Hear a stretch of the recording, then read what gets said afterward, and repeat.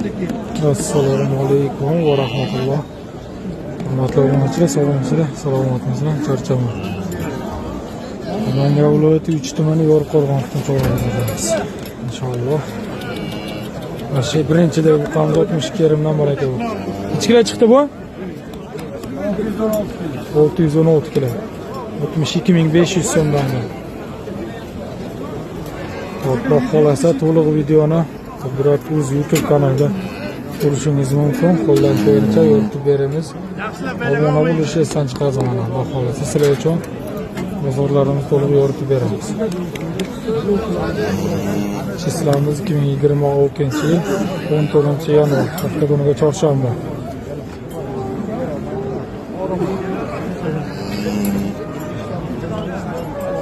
Bozorlarimiz.